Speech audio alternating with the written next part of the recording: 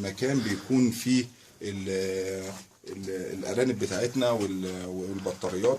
احنا بنعمل 4 شفاطات على اخر السور بتاع المكان بتاعنا. يعني احنا مثلا السور مثلا بتاعنا هنا هو هنعمل مثلا شفاط هنا، وشفاط مثلا هنا، وشفاط هنا. يعني بنحوط الشفاطات بتاعتنا على المربع.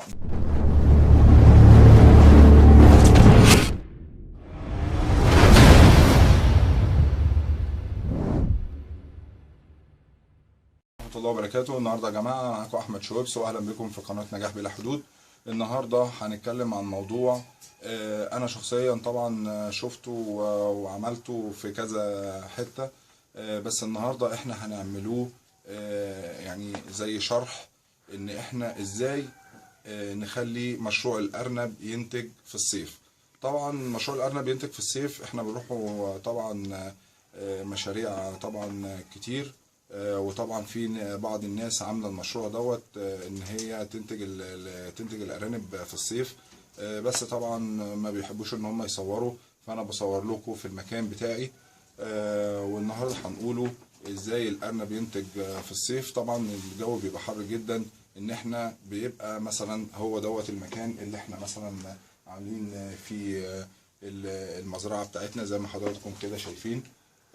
طبعا احنا مثلا بنيجي، تعالى كده، احنا مثلا بنيجي على مثلا المكان بيكون فيه الارانب بتاعتنا والبطاريات.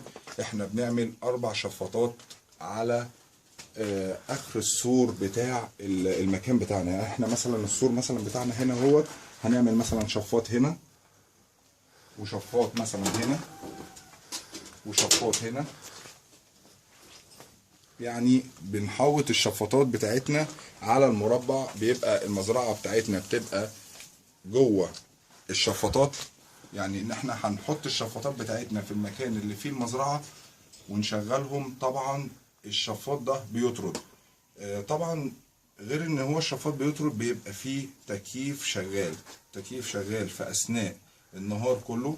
طبعا بيبقى النهار كله بيبقى حر وكده. طبعا بالليل بيبقى فيه رطوبة، فان احنا بنطفي التكييف.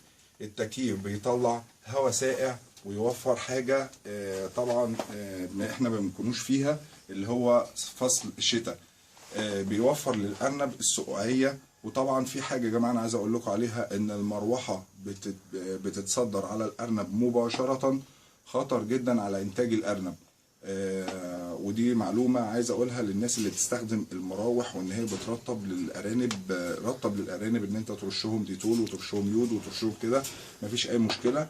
بس ما تصدرش المروحة مباشرة على الأرنب. لو أنت مصدرها بيجيب امراض للارنب. وطبعا بيعمل زي عمليه برد زي البني ادم بالظبط لما بيكون في برد في بطنه. وطبعا ده غلط على النتايات والذكوره كمان. التكييف بيوزع السقعه كانهم في الشتاء بالظبط. وطبعا علشان خاطر التكييف بيطلع السقعه ديت، فبيبقى فيه ريحه. الريحه ديت الشفاطات اللي احنا عملناها في ال4 جوانب بتاعة المزرعة. طبعا احنا يعني التكييف بيطلع السقعة، والشفاطات بتطرد الريحة، فدايما الهواء بيبقى متجدد مع النظافة، فبتوفر للأرنب المناخ بتاع الشتاء. وده هو يعني الناس اللي بتعمل كده بتنتج طبعا في الشتاء. طبعا في الصيف قصدي بتوفر مناخ الشتاء، وبتعمله زي اكنه في الشتاء بالظبط. طبعا الشتاء لما بيجي طبعا كل دوت بيتلغى، التكييف بيتلغى، بس الشفاطات بتفضل موجوده. والنهارده كنا بنقوله على حاجه انا شفتها طبعا وعملتها، لان احنا بنأسسه مزارع. اللي عنده امكانيه بيعمل كده، واللي ما عندوش امكانيه بيعمل مراوح. بس المراوح ملحوظه ان هي ما تتصدرش على الارنب، ان هي تبقى عامله زي دوامات هواء في قلب المكان. وطبعا هنقولوا اعملوا لنا ان شاء الله لايك وسبسكرايب طبعا لو عجبكم الفيديو. والسلام عليكم ورحمه الله وبركاته.